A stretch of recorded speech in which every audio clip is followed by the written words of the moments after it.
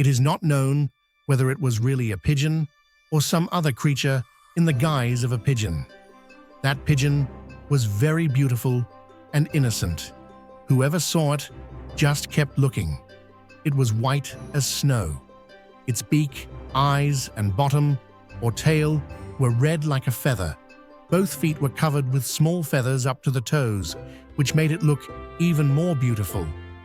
Its arrival in the house was an important event, and its departure was like an accident. Rather, its departure was more mysterious. The people of the house were confused even after the pigeon left. It is a memory of a Sunday morning. Hamza came to the balcony while searching for his calling and was shocked to see the scene here. A white pigeon was sitting dozing in its own blood, and a short distance away, an eagle, with its 2 talons resting on an iron grill, was staring at the pigeon with its eyes fixed on it.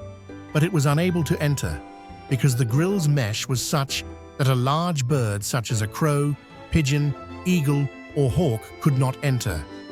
But this wounded pigeon had somehow gotten inside. The pigeon, startled, looked at Hamza for a moment and then met his eyes. It took Hamza a few seconds to realize the situation. He ran away on his back.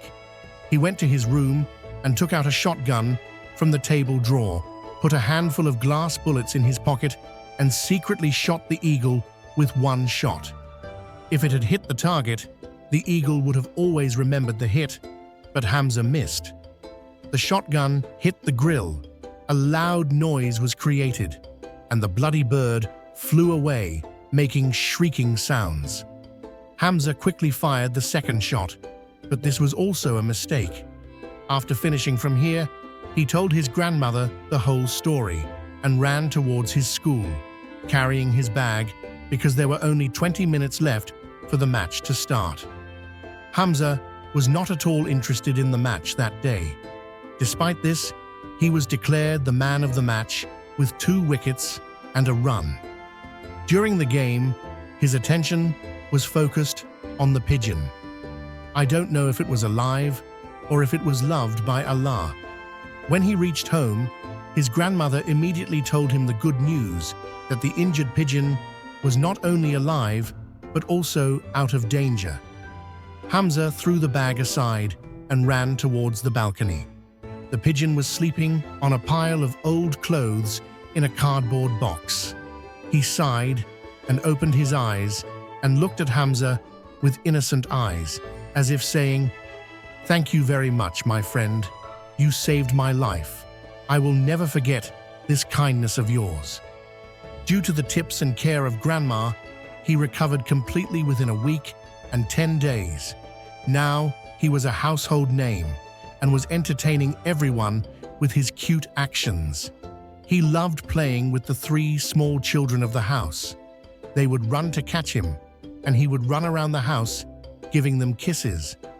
One strange quality of the pigeon that everyone was surprised by was that in the morning, when Grandma finished praying and started reciting, he would come flying and sit quietly on her shoulder and sit in the same manner as long as the recitation continued. All this was there, but the amazing thing was that he never tried to run away from home. Perhaps the fear of that bloody eagle was still in his mind. And then one day, just as this pigeon had come to our house silently, he quietly left us sad forever. That too was a Sunday, and the morning bells were ringing. Everyone in the house was sleeping unknowingly. Only Hamza had woken up, and Grandma was sitting on the couch in her room reciting. Hamza was about to go out with the call when the alarm bell rang. He went forward and opened the door and saw a tall, slender man dressed in white standing there. Hamza had seen such a tall man for the first time in his life, so he was a little surprised. "Yes, please tell me," Hamza said in a shocked tone. "Are you Hamza?" The man smiled and asked in a soft tone, "I mean Hamza Kawar Masood." "Yes, my name is Hamza, but who are you? Leave me alone. Just tell me if you would like to return my trust to me." Hamza was confused. What kind of trust?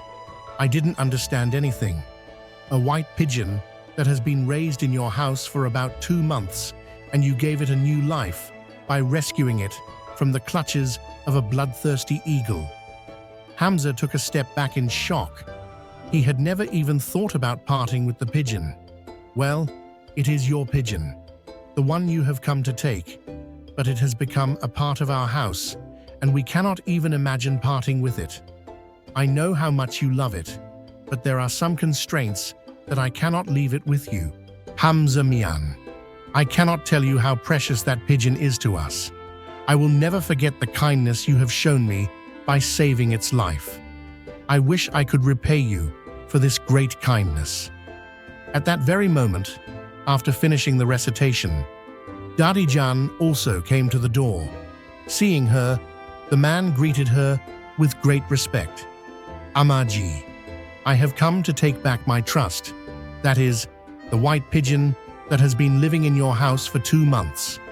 Okay, you can take back your trust, but what is the proof that it is your pigeon? Dadijan said in a heartwarming tone. The idea of parting with the pigeon was painful for him too. Bring it in front of me. You will get proof, the man said, but there was no need to catch the pigeon and bring it in front. He came flying from Grandma's room and sat on her shoulder. And then as soon as he saw the tall man, he jumped up and sat on his shoulder and bent down to look into his eyes. Hamza felt as if he was not a pigeon, but a small child who was overjoyed to meet his estranged father. Light was shining from his eyes.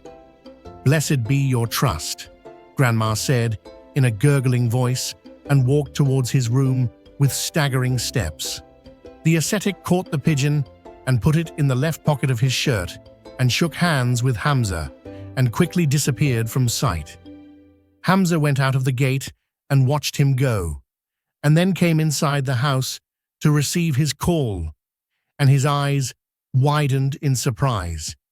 Right in front of him, leaning against the wall, was a brand new, sparkling blue bicycle, which he had been longing for years.